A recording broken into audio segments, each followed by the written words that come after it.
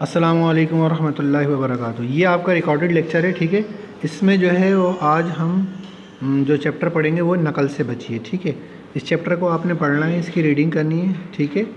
اس میں جو ہے وہ 2 بچے ہوتے ہیں جو ہے وہ میں آپ کو اس کا خلاصہ بتا دیتا ہوں، جو کہ سارا سال محنت نہیں کرتے، وہ نقل کے اوپر جو ہے وہ اکتفا کر کے بیٹھتے ہیں، ٹھیک ہے۔ اور پھر بعد میں یہ ہوتا ہے کہ وہ نقل نہیں کر پاتے اور جو ہے وہ فیل ہو جاتے ہیں امتحان کے اندر۔ تو اس طریقے سے جو ہے ان کو یہ بات سمجھائی گئی ہے کہ جو بچے اگر یہ سوچ رکھتے ہیں کہ ہم نقل سے پاس ہو جائیں گے تو وہ پاس نہیں ہو سکتے، ان کو محنت کرنی چاہیے، ٹھیک ہے۔ اب یہ اس کے اندر جو ہے وہ یہاں پر پھر اس کے سوال جواب دیے ہیں کہ ریحان اور ناصر کیسے طالب علم تھے، ٹھیک ہے۔ ریحان تو جو ہے وہ اکٹھے ہی تھے، دونوں جو اسکول جاتے تھے، شام کو بھی ساتھ ہی کھیلتے تھے، مگر جو ہے وہ ریحان جو ہے وہ اتنا اس کے اوپر توجہ نہیں دیتا تھا جتنا جو ہے وہ ناصر دیتا تھا پڑھائی کے اوپر۔ اور یہ نقل والی تجویز بھی جو ہے وہ ریحان نے پیش کی تھی، ٹھیک ہے۔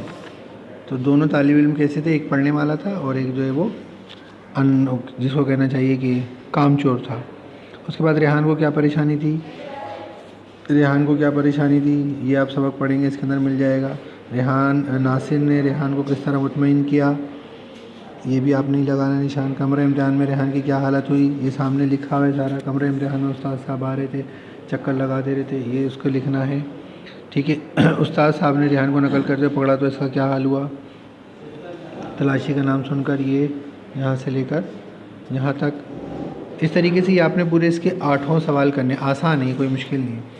اس کے بعد اس کا جو ہے وہ سوال نمبر 9 ہے، سوال نمبر 9 ہے، درج ذیل الفاظ کے متضاد لکھیے، ٹھیک ہے۔ متضاد لکھنے ہیں آپ نے۔ پہلا لفظ ہے پاس، تو اس کا متضاد کا مطلب کیا ہوتا ہے، ضد۔ پاس کا کیا ہو جائے گا، فیل۔ فضول کا کیا ہوگا، قبول۔ دوسرا ہے خوف، تو یہ کیا ہو جائے گا، بے خوف۔ قابو، بے قابو۔ شک، یقین۔ ملنا، اس کا کیا بنے گا، ملنا، جدا ہونا یا نہ ملنا۔ اچھا، درج ذیل جو ہے وہ محاورے دیے گئے ہیں، ان کو پہچاننا ہے۔ یہ دیکھیے،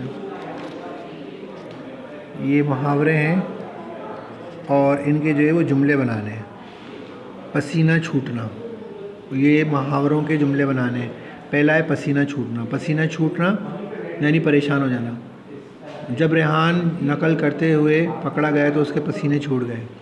جیسا تیسا ہونا، جیسا تیسا بھی ہو میں کھانا کھا لیتا ہوں، کھانا جیسا تیسا بھی ہو میں کھانا کھا لیتا ہوں، یعنی جیسا بھی ہو میں کھا لیتا ہوں۔ دل بے قابو ہونا، شام کو کھیل کے وقت کرکٹ کھیلنے کے لیے میرا دل بے قابو ہو جاتا ہے۔ چہرے پر ہوائیاں اڑنا، جب ٹیچر نے میری نقل کی کارروائی پکڑی تو میرے چہرے پر ہوائیاں اڑنے لگی۔ بھیگی بلی بننا، میں شرارتیں بہت کرتا ہوں مگر ابو کو دیکھ کر بھیگی بلی بن جاتا ہوں۔ بلا ٹلنا، بلا ٹلنا کسی مصیبت سے نجات ملنا۔ جیسے بلا ٹلنا کا کیا جملہ بنائیں گے آپ، امتحانوں سے بہت سارے بچے گھبراتے ہیں تو اس کا جملہ بنا سکتے ہیں کہ امتحانوں کی بلا ٹلی۔ آنکھوں کے سامنے اندھیرا چھا جانا، جب میں نماز نہیں پڑھتا تو آخرت کا خوف کی وجہ سے میرے آنکھوں کے سامنے اندھیرا چھا جاتا ہے۔ عقل کا کوڑا ہونا، راحیل کو جتنا بھی سمجھا لو اس کی سمجھ میں نہیں آتا کہ وہ عقل کا کوڑا ہی ہے۔ درگت بنانا، موبائل چور کو لوگوں نے پکڑ کر اس کی ایسی درگت بنائی کہ وہ نیم جان ہو گیا، ٹھیک ہے۔ یہ آپ کا ہو گیا۔ اس کے بعد یہ دیکھیں، یہ ایک پیراگراف ہے، اس کے اندر جو ہے نا انہوں نے کہا ہے کہ مندرجہ ذیل پیراگراف میں خط کشیدہ الفاظ کے معنی تلاش کریے اور پیراگراف میں موجود غلطیوں کو درست کر کے لکھیں۔ مندرجہ پیراگراف میں خط کشیدہ جو الفاظ ہیں ان کے معنی تلاش کرنے ہیں، ٹھیک ہے۔ اب یہ دیکھیں، پہلے کہہ رہے ہیں کہ ریحان اور حامد ایک ہی اسکول کے طالب علم تھے، ان کے ششماہی امتحان شروع ہو رہے تھے۔ حامد نے نقل کی تجویز کے اوپر نشان لگا ہوا ہے، تجویز پیش کی کیا مطلب، تجویز کا مطلب کیا ہے کہ ایک رائے دی۔ پرچے کے دوران میں ریحان روحانسا ہو گیا، روحانسا یعنی رونے جیسا ہو گیا۔ استاد کو قریب پا کر حامد نے شرح کو جیب میں اڑس لیا یعنی گھسا لیا۔ استاد حامد کے قریب آئے تو اس کے چہرے پر خوشی سے ہوائیاں اڑنے لگی، یعنی بہت پریشان ہو گیا، اس کے چہرے پر خوشی سے ہوائیاں اڑنے لگی۔ ریحان کی حالت ایسی ہو گئی کہ کاٹو تو پانی نہ نکلے، کاٹو تو پانی نہ نکلے یعنی کاٹو تو خون نہ نکلے، اور بالکل یعنی کہ خون خشک ہو گیا۔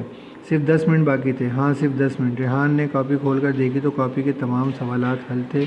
امتحان کے بعد ریحان سے ناصر نے پوچھا کہ پرچہ کیسا گیا، تو حامد نے کہا بالکل چوپٹ، یعنی کچھ بھی نہیں ہوا۔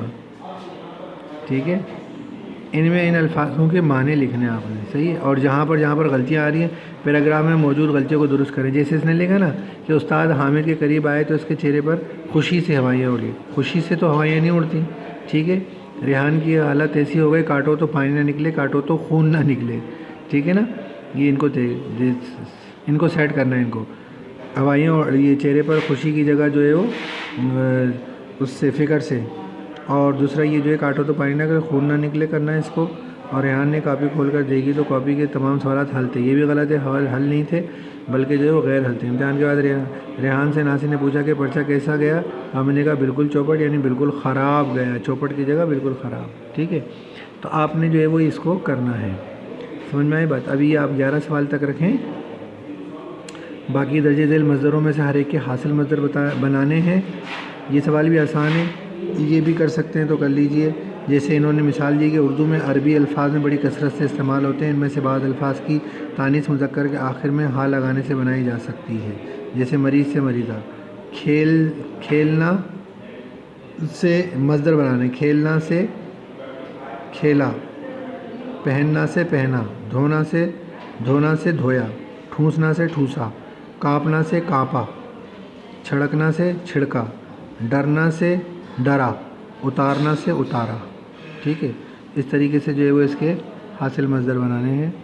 اور اس کے بعد درجہ ذیل کی مؤنث بنانی ہے، معلم معلمہ، محترم محترمہ، ضعیف ضعیفہ، زوج زوجہ، والد والدہ، خادم خادمہ، عزیز عزیزہ، صاحب صاحبہ، ٹھیک ہے۔ یہ کام آپ نے کرنا ہے۔ السلام علیکم ورحمۃ اللہ وبرکاتہ۔